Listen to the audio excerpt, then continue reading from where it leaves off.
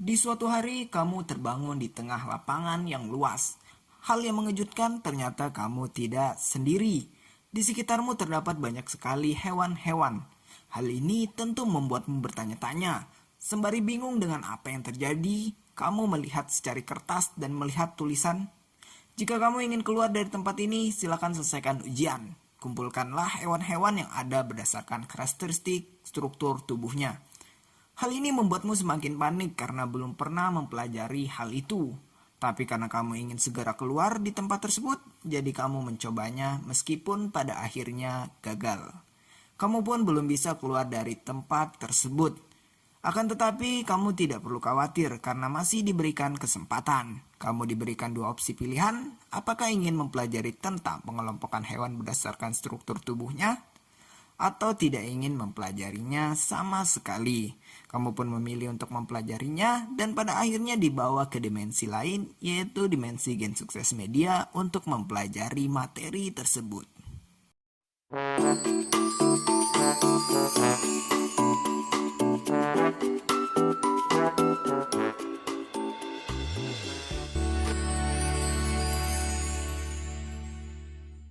Selamat datang di ruang belajar Game Sukses Media. Karena kamu baru di sini, silakan duduk di kursi terdepan agar materi yang disampaikan lebih mudah kamu dengar. Oke, sebelum lanjut pada materi inti, silakan buka tablet yang ada di hadapanmu. Silakan tonton terlebih dahulu materi pengantar Kingdom Animalia di video sebelumnya, agar materi yang dijelaskan berikutnya dapat kamu pahami. Jika sudah, mari kita masuk ke inti pembahasan materi berikutnya. Pengelompokan hewan berdasarkan struktur tubuhnya ini Gen Sukses bagi menjadi beberapa bagian. Pertama, pengelompokan hewan berdasarkan simetri tubuhnya. Kedua, berdasarkan jumlah lapisan jaringan tubuhnya. Ketiga, berdasarkan selom atau rongga tubuhnya. Keempat, pengelompokan hewan berdasarkan segmentasi tubuhnya. Dan kelima, pengelompokan khusus hewan berdasarkan keberadaan struktur tulang belakangnya. Kita akan bahas secara satu persatu dalam waktu ke depan. Jadi siapkan hal-hal yang kamu perlukan seperti alat tulis dan buku catatanmu. Oke, materi kita akan mulai dalam hitungan mundur.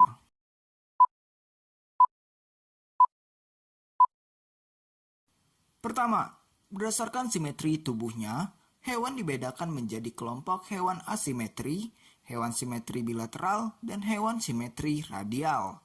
Untuk hewan asimetri, merupakan kelompok hewan dengan karakteristik tubuh yang tidak memiliki simetri. Contoh hewan asimetri ini dapat dilihat pada spons yang berada di filum Porifera. Untuk hewan simetri bilateral, merupakan kelompok hewan yang tubuhnya dapat dibagi menjadi dua bagian yang sama besar pada satu bidang datar. Maksudnya, apabila tubuh hewan dipotong melalui garis yang diambil dari mulut ke anus, maka akan diperoleh sisi kiri dan kanan yang sama. Itulah yang disebut simetri bilateral. Adapun semua hewan yang bertulang belakang memiliki ciri ini.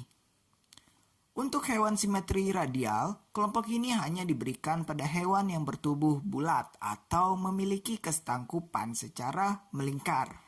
Seperti halnya roda, dua bagian tubuh yang setangkup dapat diperoleh dari sayatan dari mana saja dengan arah membujur. Contoh hewan yang termasuk kelompok ini adalah anemon laut. Jika ketiga kelompok hewan tersebut diletakkan secara bersamaan, lalu kita lakukan pemotongan, maka hasilnya akan seperti berikut. Kedua, pengelompokan hewan berdasarkan jumlah lapisan jaringan tubuhnya. Pada perkembangan embrio metazoa, beberapa sel tertentu membentuk dua lapisan tubuh yang kelak berkembang menjadi jaringan dan organ. Kedua lapisan tersebut adalah lapisan dalam yang disebut dengan endoderm dan lapisan luar yang disebut dengan ektoderm. Pada beberapa invertebrata, perkembangan embrionya hanya sampai pada tingkat jaringan endoderm dan ektoderm, sehingga disebut sebagai hewan diploblastik, yang berarti hanya terdiri dari dua lapisan tubuhnya. Hal ini dapat ditemui pada kelompok hewan Porifera dan Coelenterata. Sedangkan untuk beberapa invertebrata lainnya, termasuk juga vertebrata, perkembangan embrionya lebih kompleks sehingga membentuk tiga lapisan tubuh, yaitu endoderm, mesodrem, dan ektodrem. Kelompok hewan yang memiliki 3 lapisan tubuh ini disebut sebagai hewan triploblastik. Namun, hewan triploblastik ini terbagi lagi menjadi beberapa jenis berdasarkan keberadaan selom atau rongga tubuhnya. Hal ini berkaitan dengan pengelompokan hewan selanjutnya, yaitu yang ketiga, pengelompokan hewan berdasarkan selom atau rongga tubuhnya. Hal yang perlu diperhatikan pada pengelompokan ketiga ini adalah bahwa pengelompokan ini khusus hanya pada jenis hewan triploblastik yang telah dijelaskan sebelumnya. Berdasarkan selom atau rongga tubuhnya, hewan-hewan ini dikategorikan menjadi 3 jenis, yaitu aselomata, pseudoselomata, dan selomata. Hewan-hewan aselomata artinya hewan yang belum memiliki rongga tubuh. Hewan tersebut memiliki tubuh yang padat tanpa adanya rongga antara usus dengan tubuh terluar. Contoh hewan yang termasuk dalam kelompok aselomata ini adalah Platyhelminthes. Untuk hewan-hewan pseudoselomata, yaitu hewan yang memiliki rongga tubuh semu, mesodremnya belum membentuk rongga yang sesungguhnya karena hanya sebagian saja lapisan tubuhnya yang dibatasi oleh lapisan mesodrem. Jadi pada pseudoselomata ini, rongga tersebut hanya berguna untuk mengisi cairan yang memisahkan antara alat pencernaan atau usus dengan dinding terluar tubuh. Contoh hewan dalam kelompok ini adalah Nemahelminthes. Dan untuk hewan-hewan selomata, ini merupakan hewan yang memiliki rongga tubuh yang sebenarnya karena seluruh tubuhnya dibatasi oleh lapisan mesodrem. Perbedaannya dengan pseudoselomata adalah rongga pada hewan selomata berisi cairan dan mempunyai batas yang berasal dari jaringan mesodrem. Hewan yang termasuk dalam selomata ini minimal memiliki rongga gastrovaskuler yang berperan sebagai sistem pencernaan. Adapun contoh hewan selomata adalah cacing tanah dalam filum Annelida, Arthropoda, Echinodermata, dan Chordata. Lanjut pada pengelompokan hewan berdasarkan segmentasi tubuhnya. Berdasarkan ruas-ruas tubuhnya, hewan dibedakan menjadi metameri dan non-metameri. Metameri yaitu hewan-hewan yang tubuhnya memiliki ruas-ruas tubuh. Contoh hewan ini dapat dilihat pada kelompok Annelida, Arthropoda, dan Echinodermata. Adapun untuk non-metameri, yaitu hewan-hewan yang tubuhnya tidak memiliki ruas-ruas tubuh. Contoh hewan ini dapat ditemui pada protozoa, porifera, Platyhelminthes, Nematehelminthes, dan moluska.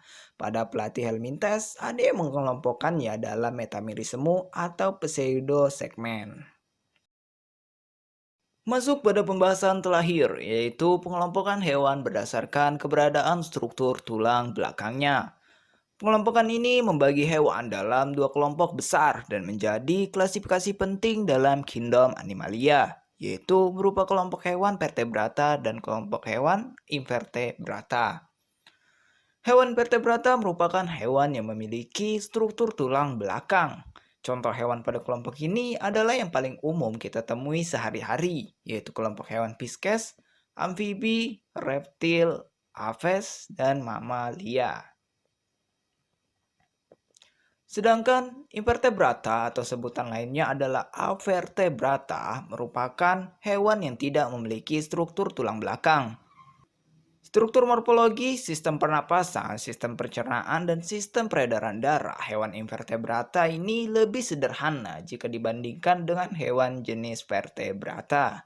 Adapun contoh kelompok hewan yang termasuk dalam kategori hewan invertebrata ini adalah Annelida, Arthropoda, Coelenterata, Echinodermata, Mollusca, Nematehelminthes, Platyhelminthes, dan Porifera. Oke, mungkin muncul pertanyaan kenapa pengelompokan hewan berdasarkan keberadaan struktur tulang belakang ini hanya dijelaskan secara singkat. Hal ini karena akan dibahas sedikit lebih mendalam pada video berikutnya, yaitu tentang perbedaan karakteristik vertebrata dan invertebrata. Jadi silakan ditunggu untuk video berikutnya. Baik, karena kamu sudah sedikit mengetahui tentang pengelompokan hewan berdasarkan beberapa struktur tubuhnya, jadi silahkan kembali menyelesaikan tugasmu sebelumnya, yaitu mengelompokkan hewan yang ada di lapangan tersebut. Jadi silahkan kembali melalui portal ini dan semoga kamu bisa menyelesaikan tugas tersebut. Sampai jumpa di kelas Gen Sukses berikutnya jika kamu membutuhkan. Terima kasih. Jangan lupa like dan subscribe. Oke?